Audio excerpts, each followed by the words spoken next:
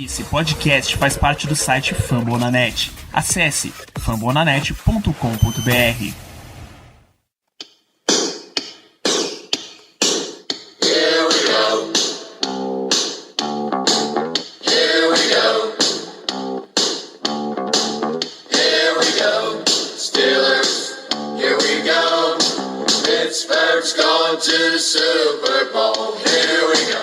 Muito bem, pessoal, estamos começando mais uma edição do Black Yellow Brasil Podcast, esse é o seu programa sobre Pittsburgh Steelers para todo o Brasil, direto de fambonanet.com.br, Spotify, iTunes, Deezer ou da Água do Pernalonga, que a gente provavelmente também vai compartilhar. A gente também quer esse nível de vitória nas nossas vidas. Eu sou Danilo Batista, seu host, para mais uma semana, para a gente comentar mais uma semana de vitória dos Steelers. Veja só, chegamos a 3-0, e para compartilhar comigo essa alegria de uma campanha invicta, tenho a presença de volta de Germano Coutinho. Muito boa noite, Germano.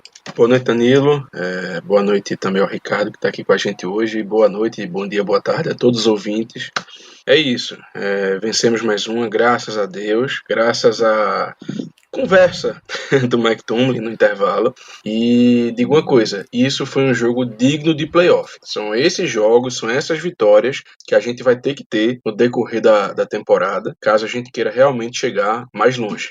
É isso, muito obrigado, Germano. E temos a presença também do nosso chefe, conforme já anunciado, Ricardo Rezende. Muito boa noite. Boa noite aos amigos ouvintes, boa noite aos amigos da mesa. Como é gostoso estar 3-0 depois de 10 anos, começar uma temporada bem. E o único recado que eu quero deixar nesse início é, pelo amor de Deus, relaxem, aproveitem o 3-0. Eu não tô nem aí se os times que o Steelers ganhou, perdeu todos os jogos. São exatamente esse tipo de partida que nos últimos anos tanto complica a gente e faz falta no final do ano. Então relaxem, aproveitem, sentem, ouçam um podcast que tem tudo para ser um bom episódio. Vamos lá, Danilo. Vou entrar nessa sua vibe positivíssima e vamos falar de umas coisas legais, umas coisas bonitas. Vamos falar de Ben Roethlisberger batendo o recorde de mais jogos como um jogador dos Steelers. Esse recorde que antes era do nosso Iron Man Mike Webster, center, e agora tá lá Ben Roethlisberger, 221 jogos em sequência. Faz diferença para vocês? Nos corações de vocês? Sem dúvidas, algo extremamente simbólico pro Steelers, para a carreira do Big Ben também, de fato. Confesso que, como esperava, até uma repercussão um pouco maior, mas a gente vê como o Big Ben de uns anos para cá, principalmente, tá levando tudo muito de forma low profile, eu diria, em termos desses recordes. Talvez o antigo Big Ben iria espalhar isso para Deus e o mundo, mas a gente nem viu tanta divulgação a respeito de um recorde que deve ser muito registrado e muito celebrado, mas por fim acabamos não vendo tanto registro. Talvez se tivesse torcida no estádio, houvesse um momento um pouco mais efusivo de comemoração e homenagens por parte dos Steelers. De fato não vimos isso, mas vale claramente todo o registro. O Big Ben é um grande símbolo desse time que teve o sucesso após a década de 70, e espero que fique por aqui por mais uns 2 anos, que a vida sem Big Ben é muito difícil, como a gente viu na temporada passada. Germano, você quer um breve comentário a respeito? Eu faço das palavras de Ricardo as minhas. O Big Ben é um símbolo desse time, um símbolo dessa franquia. E, assim, creio eu que a grande maioria, para não dizer todo mundo, dos ouvintes que escutam o nosso programa, acompanha os Steelers com o Big Ben. Eu acho que é muito improvável ter alguém que começou a acompanhar antes de 2004. Então, é realmente um ídolo, e basicamente todo mundo que acompanha os Steelers que acompanhou durante os últimos 20 anos. Então, enfim, eu apenas concordo com tudo que Ricardo falou. Perfeito, 221 jogos numa mesma franquia é realmente uma quantidade inacreditavelmente alta. Outras coisas positivas que a gente tirou nesse fim de semana é a primeira vez nos últimos 10 anos que o Steelers começa 3-0. A gente devia dizer o que foi que aconteceu quando o Steelers ficou 3-0 da última vez? Acho que é bom não, né? Vamos manter despacito essa campanha. O pior é que a gente tem um certo running back que adora soltar a pelota. Isso é um problema. Dá um flashback ruim. Esses momentos são mais fortes do que eu, Danilo. Eu peço desculpas a você, eu peço desculpas aos amigos ouvintes, peço desculpa ao amigo de mesa Germano, mas eu não consigo me conter nessas horas. Então tem que ser registrado que a última vez que o Steelers começou 3-0, o Steelers foi pro Super Bowl. E a última vez que o Steelers chegou 4-0 foi em 1979 e o Steelers também foi Super Bowl naquele ano. Então já fiquem com isso em mente pro jogo de domingo contra o Tennessee Titans. Mais forte do que eu, Danilo. Eu não consigo segurar. Veja, eu só me contive porque eu entendo vocês, eu sei que vocês têm certas restrições místicas e supersticiosas e tal. Eu não tenho problema nenhum em dizer. Mas essa tá digno de hashtag empolgou. Merece o registro.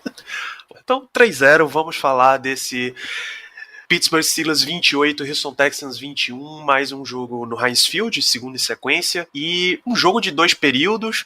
Eu acho, inclusive, que a gente pode começar vamos manter essa vibe positiva, pelo segundo período. Ricardo, o que foi que Mike Tomlin fez com esse time pra gente voltar e resolver o jogo no segundo tempo? O Germano já começou falando a respeito da famigerada CR, a comida de rabo que Tomlin deu no intervalo em todo mundo, pagou pra geral, obviamente, depois de uma atuação que eu não vou afirmar 100% que é pífia, mas vou deixar isso para algum outro momento do programa, mas para corrigir coisas pontuais. E quando você vê o primeiro e o segundo tempo do Steelers, e até por isso, antes de começar a gravação, eu pedi pro Danilo, só para ver novamente o condensado, os lances do primeiro tempo, para reforçar essa impressão, foi confirmado que o Steelers ele não mudou muito o seu estilo de jogo.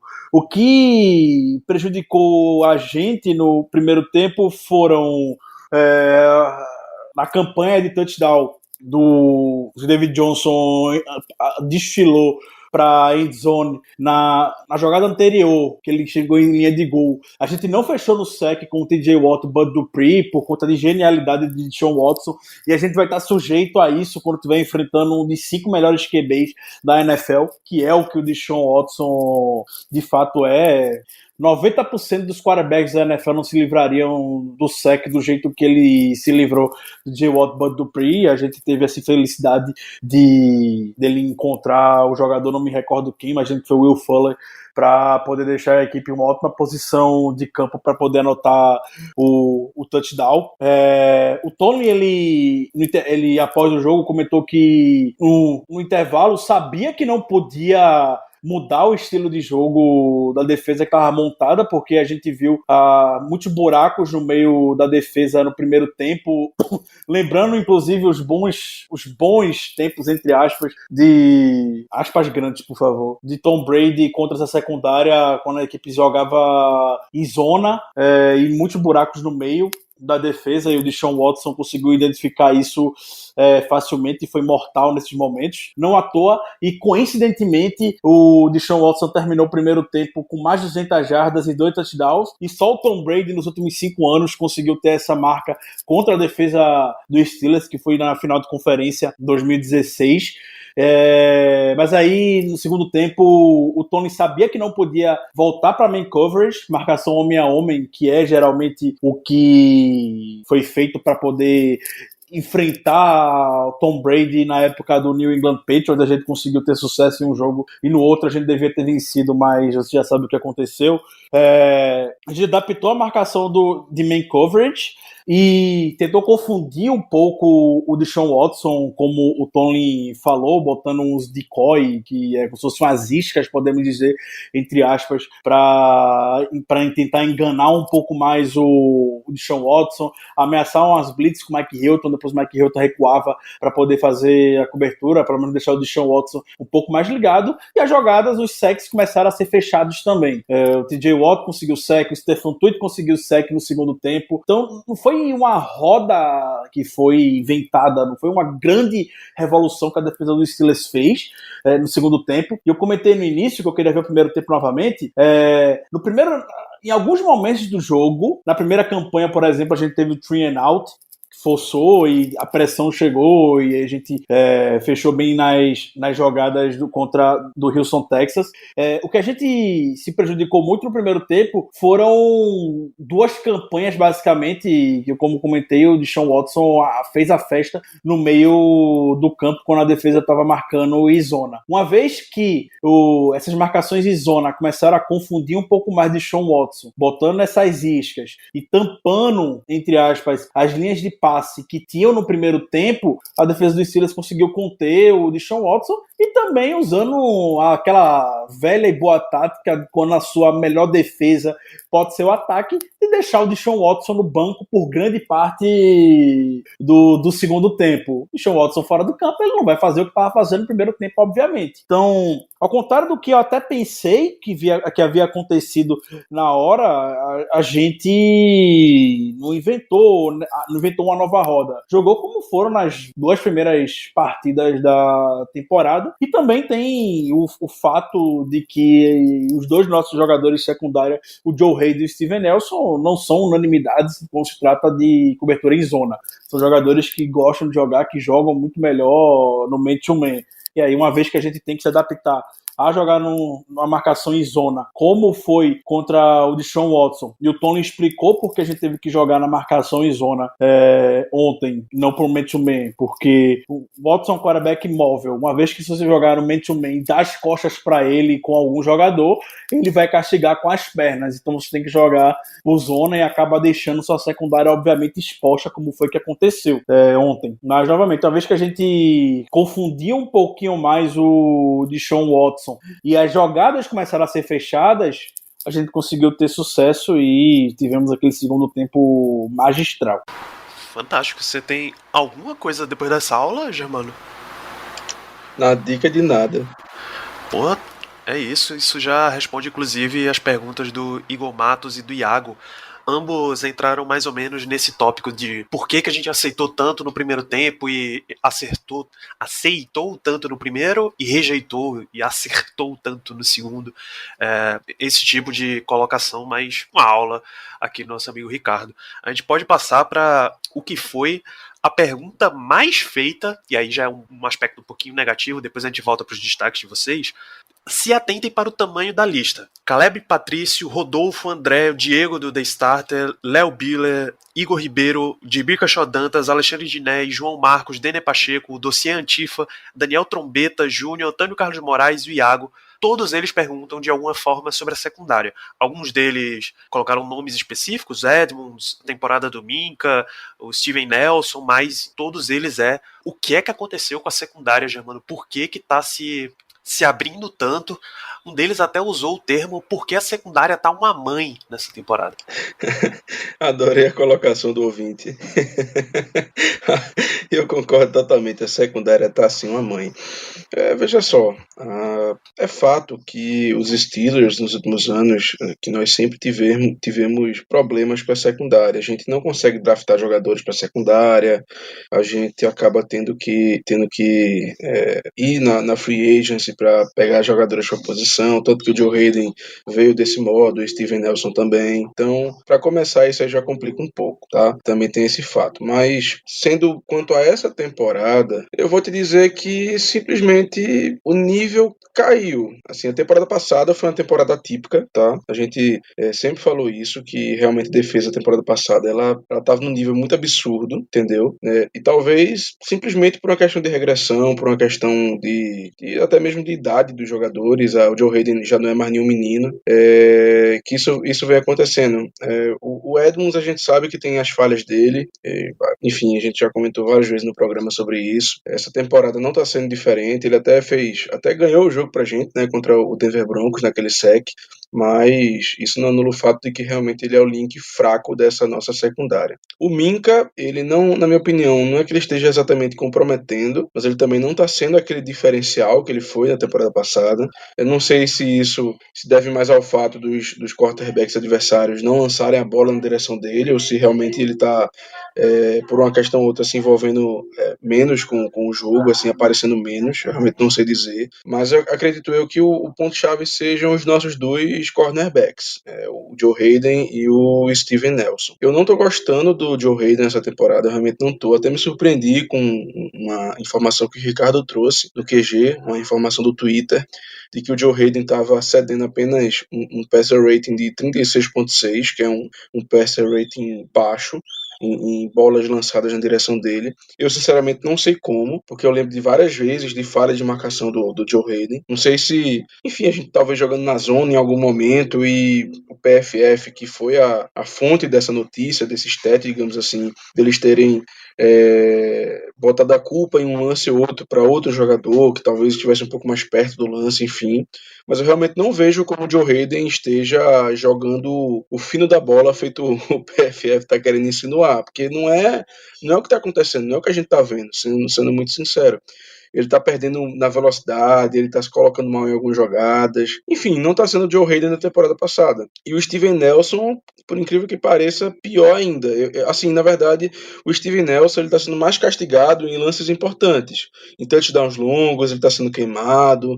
Então, assim, talvez o Hayden esteja errando mais em lances corriqueiros e o Steven Nelson esteja errando menos do que o Hayden, mas errando em lances principais, digamos assim, lances que geram pontuações. Então, realmente a secundária nessa temporada ela tá caindo um pouco. Voltando especificamente à pergunta do porquê isso tá ocorrendo, eu realmente não sei dizer. O pass rush tá igual, tá talvez até melhor, por incrível que pareça, do que na temporada passada, mas talvez seja porque os quarterbacks adversários estão diante da força do nosso pass rush, talvez o plano de jogo adversário esteja mudando. A gente viu isso muito no jogo contra os Giants, lá do Daniel Jones, que ele estava lançando a bola muito rápido. A gente viu também no jogo contra o Broncos, o Driscoll também acabou lançando a bola rápido em várias ocasiões. Agora contra os Texans, isso ocorreu menos por uma questão de estilo de jogo do Watson mesmo, que é um cara que, enfim, é uma ameaça com as pernas, então ele às vezes segura um pouco mais da bola, porque ele tem a opção de correr, enfim. Várias vezes a gente deixou de conseguir um sec, de conseguir uma jogada positiva nesse sentido, porque o Watson simplesmente, pelo dom que ele tem, pela habilidade que ele tem, ele acabava conseguindo se desvencilhar. Então, assim, depois de tudo que eu falei, talvez eu consiga resumir no seguinte: eu acho que é uma mistura do plano de jogo do ataque adversário, que tá notando que tem que jogar a bola mais rápido ainda do que seria o normal, por causa da força do nosso pass rush, e também por uma questão de regressão normal da defesa, que na temporada passada, no caso especificamente da secundária, estava num nível muito alto e que infelizmente não é uma coisa que vai se manter temporada sim, temporada, ou melhor, toda a temporada. Então, essas duas coisas, plano de jogo do ataque adversário e talvez uma regressão natural dos nossos jogadores. Eu vejo muito um plano de jogo bem voltado para aumentar a pressão e parar jogo corrido, e aí deixa os caras um pouco mais no se virando mano a mano, igual a gente viu contra Denver, assim, igual a gente viu contra o Giants também. É mais uma questão de esquema, e aí você tem que ver o que é que tá funcionando, o que é que não tá. David Johnson, por exemplo, ficou com 23 jardas. Cadê? Aqui, 13 corridas para 23 jardas, 5 jardas corridas para Deshaun Watson, 1 jarda para CJ Prosise, e só, sabe? O Texans nem teve um volume ofensivo tão grande. Se você tem 15 tentativas de corrida, era de se esperar que o time fosse ter umas 50 tentativas de passe e só tem 27. Sabe? Vi pouquinha coisa aí. É claro que o trabalho vai ter que ser um pouco melhor nessas formações de secundária, mas até aqui tá funcionando.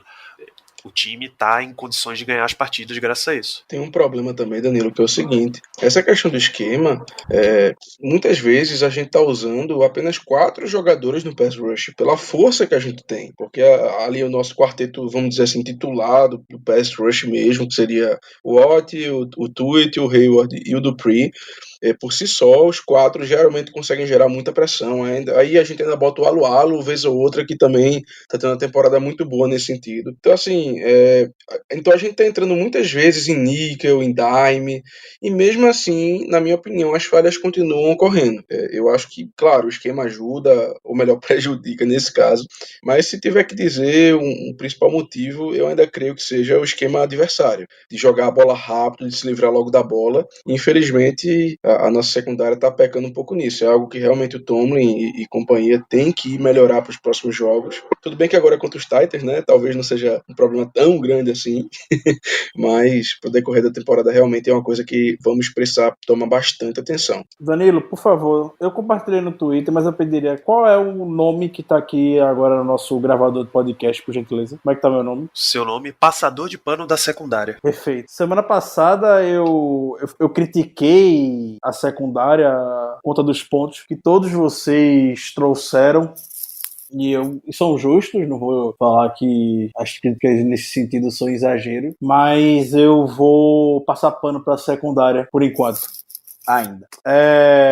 O Germano falou muito bem a respeito dos problemas que a gente vem tendo e como de fato o nível caiu da temporada passada. O pessoal perguntando cadê o Minka, o Edmunds. Eu nem vou falar porque o Edmunds realmente é o que a gente já esperava dele, o teto dele já tá no máximo. O Joe Hayden e o Steven Nelson cedendo talvez jogadas que não cediam na temporada passada e tudo mais. No ano passado a gente viu a revolução que foi a defesa quando o Minka chegou. Lembrando que a gente tava com basicamente esses mesmos jogadores, com exceção do Minka na secundária, quando a gente estreou contra o New England Patriots e tomou aquela traulitada de eu nem sei mais quanto foi, 35, nem lembro quanto foi aquele jogo. Foi uma traulitada que a gente levou do New England Patriots. Aí o Minka Fitzpatrick chegou e a gente já começou a sentir alguns efeitos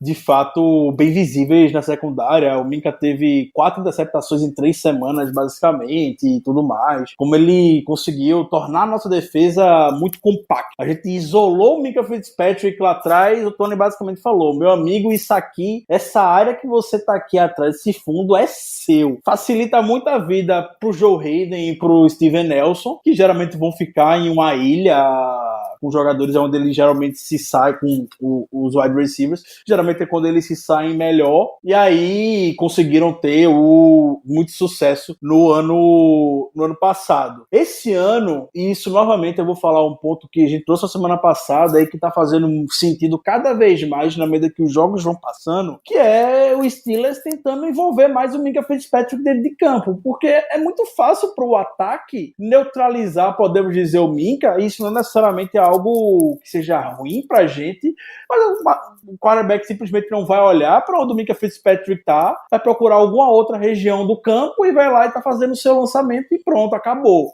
Era isso que estava acontecendo na temporada passada e a gente estava tendo sucesso porque o Joe Hayden e o Steven Nelson estavam tendo uma vida fácil para poder fazer as suas marcações.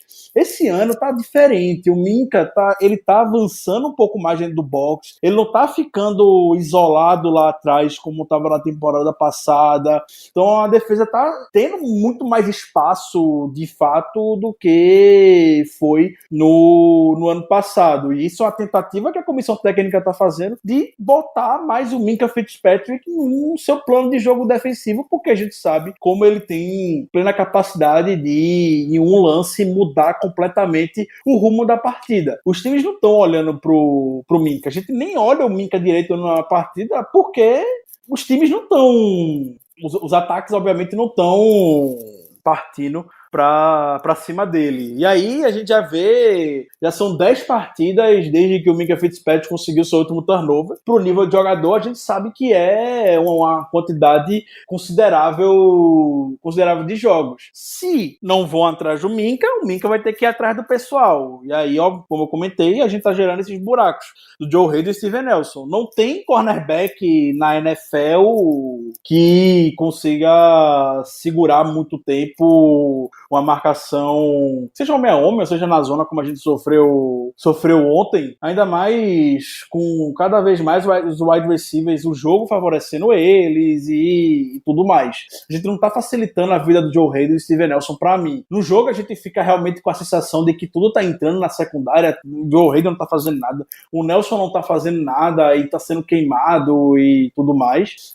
Mas quando penso para pensar mais friamente, isso foi uma reflexão que o Caio trouxe na semana passada e eu tô trazendo hoje, representando um pouco dele, é que a gente não tá facilitando muito a vida dos cornerbacks, e também tem um fato que o Germano comentou, que a secundária tá chegando muito rápido e os jogadores têm que e o quarterback tem que se livrar rápido da bola, e a gente acaba cedendo recepções. O Nelson não cedeu nenhum touchdown na temporada passada, esse ano teoricamente já cedeu 2. O touchdown do Darius Slayton na primeira semana não foi culpa dele, mas tem quem bote na conta, e o touchdown que ele cedeu ontem, teoricamente a gente dá um pouco de mérito também pro lançamento do quarterback. O lançamento de Sean Watson foi perfeito pro Will Fuller fazer a recepção. O Steven Nelson tava na jogada e não conseguiu impedir. Tem bolas que não são defensáveis, e aquele foi um pleno exemplo. Então eu ainda eu tava mais preocupado com a secundária. Eu segurei um pouquinho mais o freio antes de partir para cima dela. Eu ainda quero esperar mais um pouco, porque o que eu tô vendo é que esses planos de envolver mais o Minkah dentro do box não estão dando certo, e eventualmente vão voltar ele mais para trás, que é onde ele teve sucesso na temporada passada, e aí, por consequência, a gente vai ter o Joe Hayden e o Steven Nelson provavelmente voltando pro seu nível, talvez com a pequena queda, de fato, como o Germano muito bem falou, é difícil manter o nível que foram na temporada passada, mas pelo menos vai ser um pouco mais assim, vai ser um pouco mais comedida a impressão de que eles estão com uma temporada ruim. Excelente, Ricardo. Vou já ficar com você aqui nessa continuação. Vamos pro que a gente normalmente faz, destaques positivos e negativos. Vamos pro positivo, nessa aura de positividade para nossa torcida. O meu primeiro ponto positivo vai ser o menino que eu conversei sobre ele antes do jogo. Eu questionei porque semana passada ele não foi envolvido. Para quem ouviu no Terrão, antes do jogo de domingo, eu tava na expectativa e eu só gravei no Terrão no domingo quando a gente saiu a lista dos inativos e eu vi que o McFarland estava ativo pro jogo, e aí eu fui falar porque queria muito ver o envolvimento dele em campo, e eu fiquei encantado do mesmo jeito que eu fiquei quando tava vendo os vídeos dele antes do draft. O que o McFarland traz pro nosso jogo corrido, eu digo, entre os running backs, algo que a gente não tem há muito e muito tempo, que é ter esse, entre aspas, change of pace, esse cara que vai mudar um pouco mais o ritmo do jogo terrestre, aquele cara que, se conseguir ter um pouco de bloqueio, ele já vai correr 5 jardas, como a gente viu no jogo ontem. Ele teve uma média de 7 jardas por carregada, basicamente. Então, ele no espaço tem tudo para ser mortal, e foi envolvido até mais do que eu esperava. Eu até tinha dado o palpite que ele seria envolvido em 3 a 5 snaps. Ele se envolveu em 10 e participou diretamente de 8. Teve um drop e uma corrida que não teve muito sucesso, mas todas as outras ele teve corrida de 20 jardas, conseguiu espaço. Então o McFarland, ele veio para ficar. Meu primeiro destaque muito positivo. Como é bom ter um running back rápido no seu time. Ao mesmo tempo, Germano, a gente foi para a nossa terceira partida tendo um jogador com 100 ou mais jardas corridas, tá? E a maior parte delas veio de James Conner. Deixa eu só achar aqui: 109 jardas para Conner, 42 para McFarland e 11 Benny Snell, 9 Deontay Johnson, 1 para Jalen Samuels. E aí o Lucas Correia e o Rafa Milton perguntaram sobre McFarland, mas eu fico com a pergunta do Mário Anderson. Isso é o Steelers tentando uma abordagem mais de running back por comitê, ou é só Tomlin tentando achar um running back 1, tentando definir a ordem exata deles? Olha, na cabeça do Tomlin não tem discussão quanto a quem é o running back número 1. Isso aí é o James Conner, está claro. James Conner teve alguns problemas nos jogos passados, apesar dele ter superado a marca de 100 jardas contra o Denver Broncos, mas a gente sabe que 80% da produção dele foi naquele lance final. Então, não vale tanto assim, vamos dizer. Mas na cabeça do Tomlin, realmente é o James Conner, e até o momento, na minha opinião, principalmente no jogo contra o Houston Texans, ele demonstrou isso. Mas a minha, assim, também já emendando essa questão da pergunta, que inclusive Eu acho que a gente vai de um running back by committee. Eu acho que vai ser isso. Isso aí, pra mim, pelo menos na minha opinião, tá bem claro. Porque a gente muda constantemente os running backs a depender da altura do jogo, da situação. Por exemplo, quando é uma coisa de short yard, ou seja, uma corrida para poucas jardas. Geralmente a gente bota o Ben Snell. Quando a gente tá querendo não exatamente querendo uma coisa mais explosiva, mas de vez em quando a gente tá envolvendo mais o McFarland, como o Ricardo falou. O Jalen Samuels, teoricamente, é mais usado no jogo aéreo para receber passe. E o James Conner é aquele cara que faz de um tudo. A gente bota ele em campo e aí pode ser passe, pode ser corrida, pode ser o que for. Ele realmente é o running back 1 do time. Já emendando, Danilo, o meu primeiro ponto positivo da partida vai pro jogo terrestre, mas eu queria destacar a linha ofensiva e principalmente os maravilhosos pulls do David De Castro. E não só os dele, porque o Pounce também várias vezes fez isso durante o jogo com muito sucesso. Inclusive, se eu não estou enganado, mais pro final do jogo, no quarto, teve um momento que a gente fez uns 2 ou 3 pulls seguidos. Assim, não tinha o que fazer. Um milagre. Exatamente. Então, assim, é uma coisa que dá certo. A gente tem jogadores na linha que são atléticos, graças a Deus, o suficiente para fazer isso. O De Castro é craque nesse tipo de jogada, a gente sabe. Então, assim, se tudo der certo, se Deus permitir, a gente vai continuar com bom desempenho da linha ofensiva no jogo terrestre. E isso vai ajudar demais o ataque, demais. Porque quando o jogo terrestre não funciona, que foi uma coisa que nos últimos tempos tem ocorrido com bastante frequência, a gente acaba perdendo o ritmo do jogo, perdendo o ritmo do ataque, e isso aí complica demais. Gera three and out, e aí a defesa fica cansada. Então, se a gente conseguir nos próximos jogos continuar estabelecendo esse jogo terrestre, as nossas chances de vitória e de ter um bom desempenho aumentam consideravelmente. É isso, eu vi aqui no Twitter que você exerceu muitos elogios da linha ofensiva, principalmente na figura de Chuck Okorafor, Ricardo. Nossa, que jogo do Chuks. Só antes de entrar no detalhe do Chuks, vou destacar esse ponto que o Germano falou dos pulls.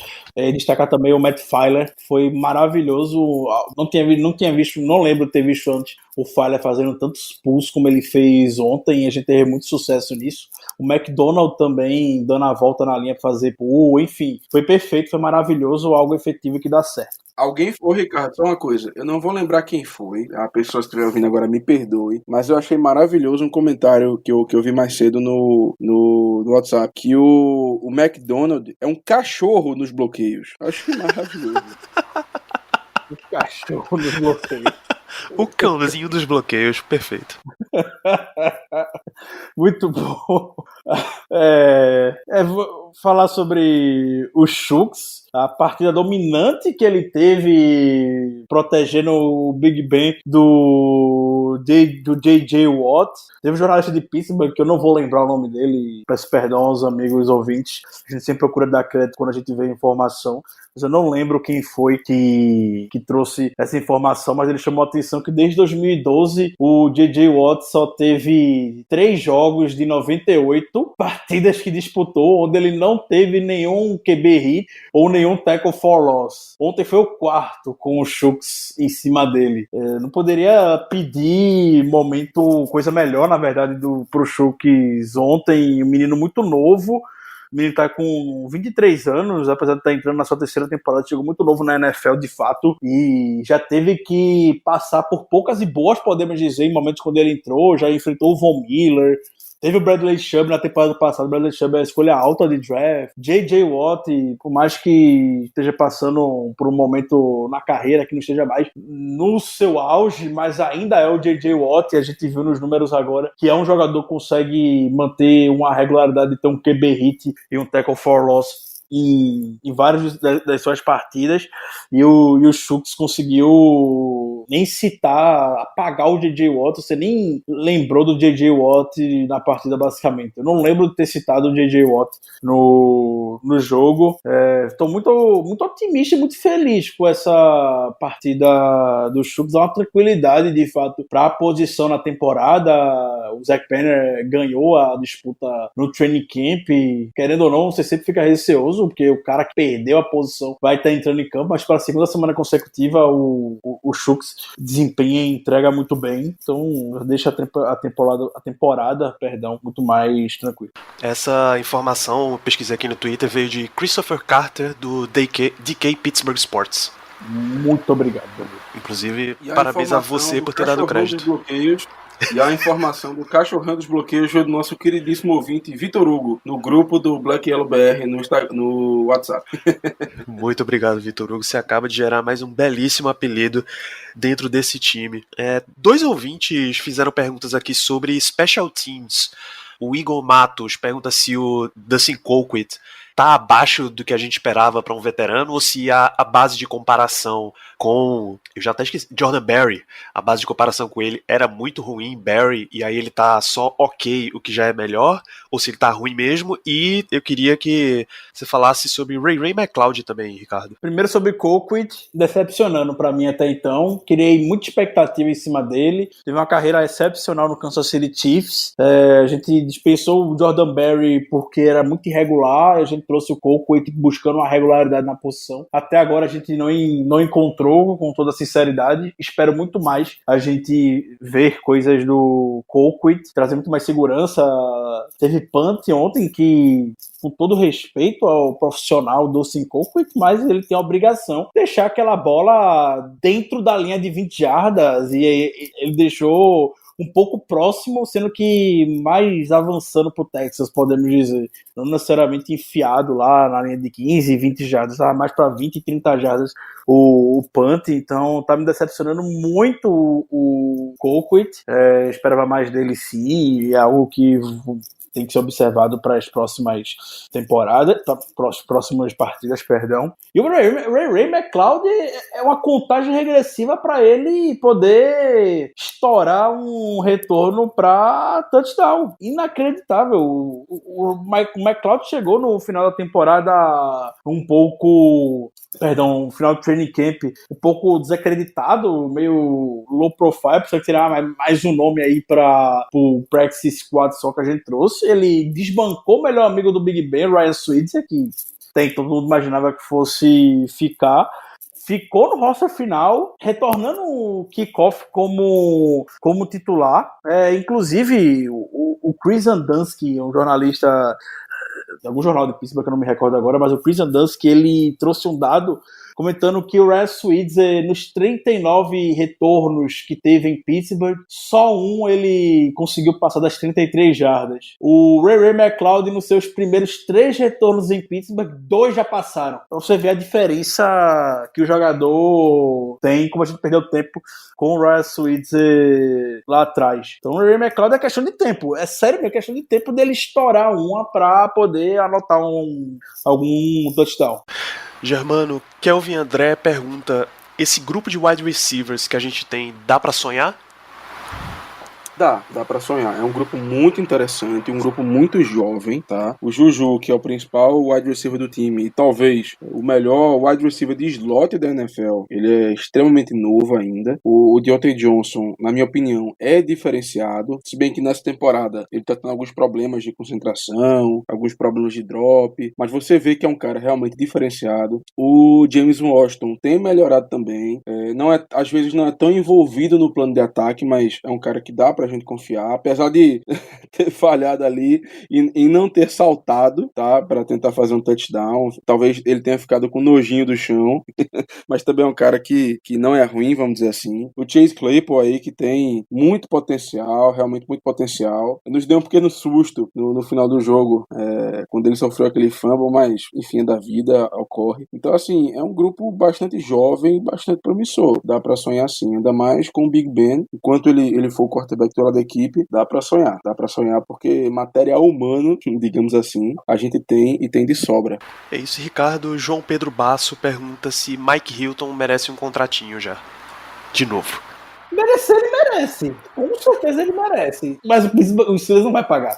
Ele merece lá um contrato de 12 milhões, 13 milhões por temporada, não tem a menor dúvida. E ele vai ganhar no mercado. Mas do Steelers, não. Lamento informar. Ficaria muito surpreso se Mike Hilton voltar, a não ser que seja por amor mesmo, ou o Steelers estruture um contrato doido aí de encher dinheiro lá pra frente e deixar um contrato longo, sei lá, de 6 anos e enche dinheiro lá para 2026, 2027, quando o cap normalizar um pouquinho mais, aí sim, mas nas condições de hoje, com o cap diminuindo e o Steelers não tendo dinheiro para quase nada, muito improvável. Mas sim, respondendo a dúvida do amigo ouvinte, merece. Eu vou ficar muito feliz pelo Mike Hilton quando ele ganhar um baita de um contrato, independente seja do Steelers ou não, na próxima off-season.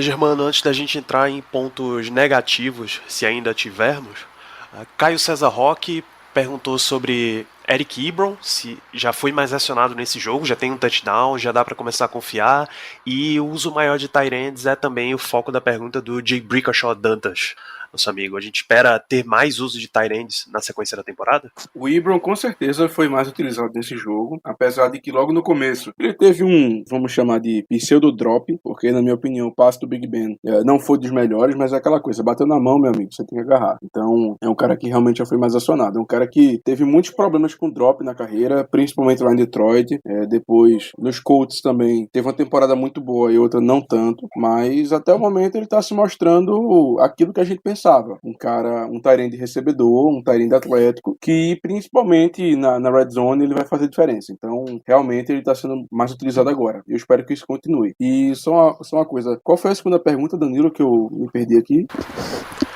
Era sobre uso de tight end, se a gente espera que eles sejam mais usados. Ah, com certeza. Assim, a gente só tá levando 2 tight ends pro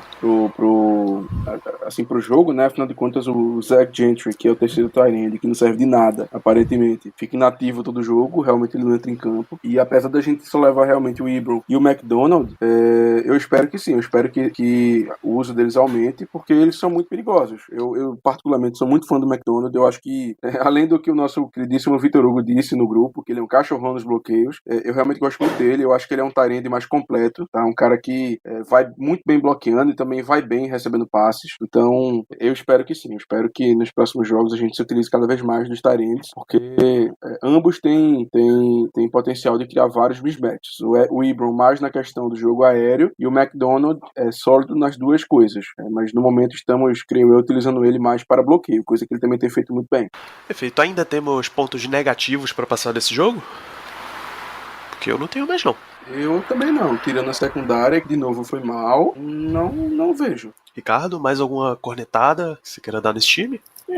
Pior que não, Danilo. O que poderia dar de cornetada, eu passei pano, que foi a secundária. Talvez só vale a atenção, já que a gente tá falando de Special Teams, o Deontay Johnson teve aquele patético fair catch na linha de 4 jardas, se nosso não tava a bola. Então, isso, posição de campo em um jogo como tava esse contra o Texas, não só como esse, como qualquer outro jogo, posição de campo é valioso na NFL, e é por isso que você paga jogadores especialistas para poder facilitar a vida do seu ataque, e a gente viu o Deontay Johnson pedindo fair catch na linha de 4 jardas e uma bola que claramente iria para a endzone e teria o touchback. É algo para se observar, essa pane mental que ele teve, infelizmente, mas eu só teria isso mesmo. Os demais pontos, nada a destacar. As campanhas que foram de touchdown foram tão rápidas, foram tão objetivas que do Deshaun Watson, que não deu nem tempo da turma errar tanto. É isso, elogios pra gente ir fechando. Só que dessa vez já deram uma diminuída na utilização de Big Ben, né? Uma leve diminuída. Mentira, a gente tem 36 tentativas de passe, vai. Tá pertinho do limite aceitável para um jogo distribuído. Mas, ao contrário da semana passada, aí tem que levar só em consideração isso, que a gente, no segundo tempo, dominou o relógio de uma maneira absurda, né? Então, naturalmente, o nosso volume de jogo, entre aspas, justifica o número de passes do Big Ben, obviamente num volume alto ainda, mas a gente ficou muito tempo com a bola no segundo tempo. Aí o jogo terrestre foi entrando e tudo mais, muito, muito bem também. Se puder puxar um destaque positivo só para esse play calling no último quarto, principalmente, Danilo, se tivermos tempo, já que a gente tá falando sobre isso, temos tempo? Temos tempo, fica à vontade. Só destacar, A gente critica muito o Randy Fitner e eu até agora eu não quero acreditar que foi o Randy Fitner fazendo isso. Alguns amigos levantaram a bola na hora do jogo e a meio que faz muito sentido, o envolvimento um pouco mais do Matt Canada chamando jogadas. Como o Steelers finalmente usou um playbook aparentemente mais moderno, né? Mas o que a NFL de 2020 pede nos seus ataques. Muito RPO, aquele Run Pass Option, que aí o Big Ben faz a leitura na hora da jogada, e o Big Ben decide se vai dar a bola para correr ou vai mandar a bola pro wide receiver. Você tem que deixar algumas coisas na mão do seu quarterback, e isso é tão bom quando as coisas ficam na mão do Big Ben e ele desliga lá o microfone com o Randy Fitner. E teve uma estatística na hora que a CBS levantou, e eu acho que muita gente passou despercebido. O Steelers já anotou 17 pontos nos dois últimos minutos do primeiro tempo nessa temporada. Foram 2 touchdowns e 1 field goal que a gente conseguiu anotar quando o Big Ben começa a chamar as jogadas. E aí, quando a gente viu no final do jogo, era o Big Ben decidindo se ou mandava o passe ou dava a bola pro running back correr. E aí, Big Ben consegue ler. Ele, no final do jogo, ele olha o box, situação óbvia de passe, todo mundo lá, o box cheio de gente, doido pra pegar o running back, ele vai e manda a bola pro wide receiver, que sai na rota curta e já sai em cima do first down, basicamente, os wide receivers com muita confiança. Nessas formações a gente viu até, em alguns momentos, os cornerbacks do Texas com um cushion razoável, quando a situação era de 1 jarda só, porque pensava que a bola ia ser forçada pelo Big Ben, o Big Ben mandava a bola rápido e o wide receiver já fazia a recepção na linha do first down. Então, quando um ataque tá nas mãos do Big Ben, é esse tipo de coisa que a gente vê. E foi o que aconteceu ontem no final do jogo, o ataque andando muito bem, um ataque contemporâneo, adotando o que a NFL basicamente pede hoje para você ter sucesso no ataque, e sem muito mistério, não precisam inventar nada. Uma das coisas que a gente sempre fala a respeito do Bill Belichick, podemos dizer que é a maior mente de futebol americano dos tempos atuais, não tem como ir contra isso. O Bill Belichick nunca inventa. O Bill Belichick, ele joga sempre o simples na equipe do New England Patriots. A defesa, ele joga para anular o principal jogador do adversário, ele consegue fazer isso, e para o seu quarterback ele só vai dar uma facilidade de leituras, rotas cruzadas pelo meio, que o Tom Brady se consagrou contra o Steelers dessa maneira, por exemplo, sem muita invenção, tá fazendo agora com o Ken Newton também, o que o Ken Newton sabe fazer, sem muita invenção, e tá tendo lá o sucesso. E aí é muitas vezes isso que faltava no Steelers. Fazendo o básico, fazendo o simples, sem muita invenção, conseguiu ter sucesso ontem no final da partida. Perfeito, gente. Acho que a gente passou por todos os tópicos relevantes desse jogo. Lembrar aqui o recado que o Ricardo deu no começo da nossa gravação, que é: aproveitem essa situação 3-0, o Steelers, por bem ou por mal, acaba de não só vencer 3 jogos, como nesse meio tempo anular um dos melhores running backs da NFL, não ter grandes sofrimentos contra uma defesa emergente até, e ganhar de um dos times contenders da conferência, tá? Então aproveitem esse momento positivo aí que a gente tá tendo, e vamos para as considerações finais desse nosso programa. Germano Coutinho, muito obrigado pela presença mais uma vez, e despeça-se da nossa audiência. Obrigado, Danilo. Muito feliz de voltar ao programa. Infelizmente, nos últimos tempos tem ficado um pouco difícil para mim, mas se Deus quiser eu vou me fazer mais presente. Quanto a considerações finais, eu gostaria de citar uma coisa que, assim, eu acho que não vai ser surpresa para ninguém, mas a nossa defesa, questões de pass rush, é uma defesa histórica. Nos últimos anos, ou a gente liderava a NFL nesse aspecto, ou a gente pelo menos ficava no top 3. Então, assim, realmente é um ponto muito positivo da nossa unidade defensiva. Até o momento, em 3 jogos, nós temos 15 sacks, tá? 15 sacks, o que dá uma média de 5 sacks por jogo. Se a gente extrapolar isso para 16 jogos na temporada, isso daria, se não estou enganado, 80 sacks na temporada, que seria simplesmente o recorde da história da NFL. Então, assim, vamos chegar lá? Não sei. Realmente não sei, mas uma coisa é certa. Eu não apostaria contra essa defesa não, viu? Eu não apostaria contra esse pass rush não. Ricardo Rezende, suas considerações finais para esse episódio. Muito obrigado pela sua presença mais uma semana. que agradeço, Danilo, sempre bom ter o amigo Germano, o melhor de todo o Brasil aqui na nossa mesa. Teus amigos ouvintes aqui nos prestigiando, muito obrigado por todo o engajamento e interação que vocês vêm nos dando e prestigiando. Realmente sempre fico surpreso quando vejo os nossos números a cada episódio. Muito obrigado.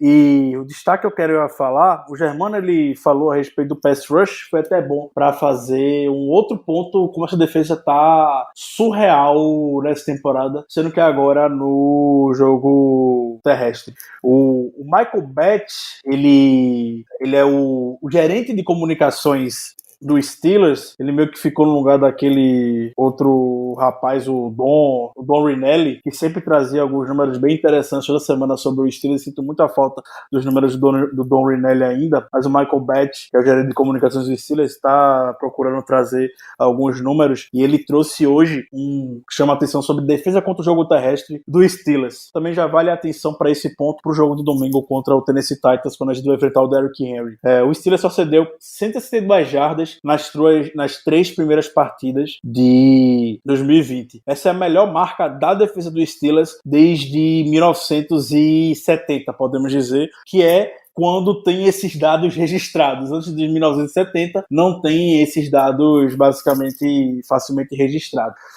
Mas da base de dados do Steelers desde 1970, defesa contra o jogo terrestre, a temporada 2020, a defesa está com a sua melhor marca, e é a melhor marca desde 2010, que foi quando o Steelers, novamente, como a gente falou no início, chegou no Super Bowl. Para quem gosta de se prender a isso.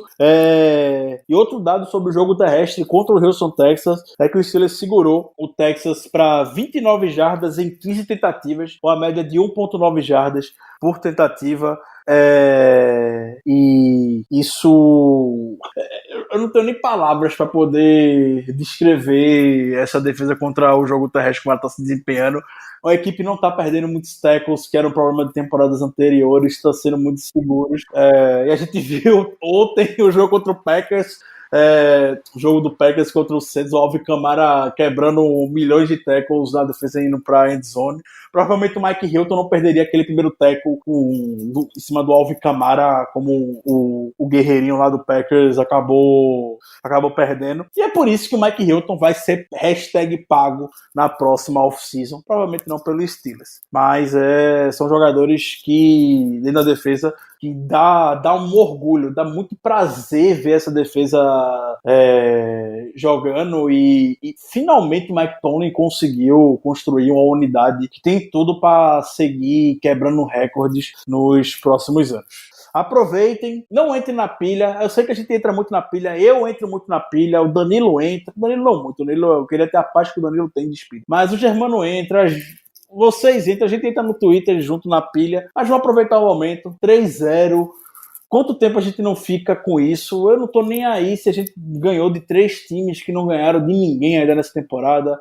O Titans não tá se importando com isso também. Os times que o Titans enfrentou tá 1-8, e a diferença de pontos total que o Titans venceu os jogos são de 6 pontos, somando as 3 vitórias, e o Titans tá nem aí, só quer saber que tá 3-0. O Steelers também tá 3-0. Vamos entrar em pilha. No meu mundo mais otimista, sinceramente, a gente terminaria esse primeiro quarto de temporada com 3-1, e no pior das hipóteses a gente vai terminar no 3-1 esse primeiro quarto de temporada. Então vamos aproveitar, relaxem, uma boa semana para todos e um grande abraço.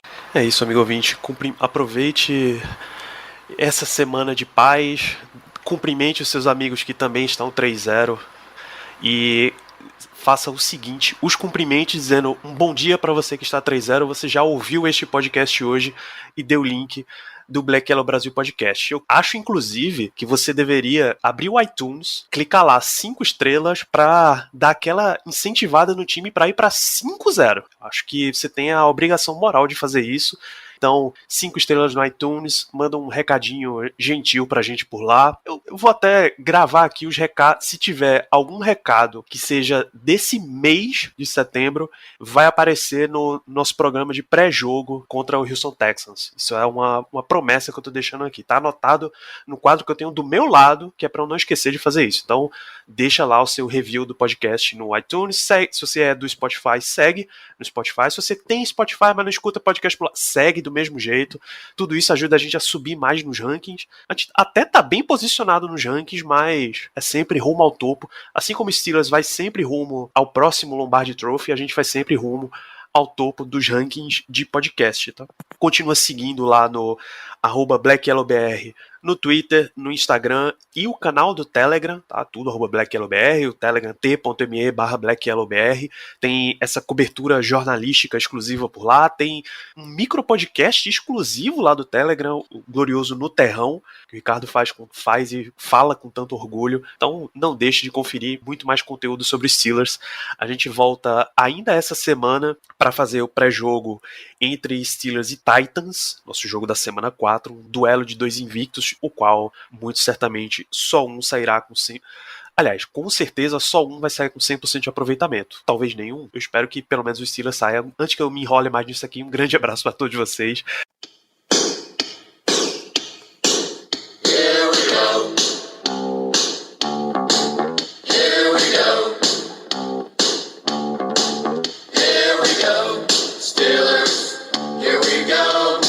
Pittsburgh's going to the Super Bowl. Here we go.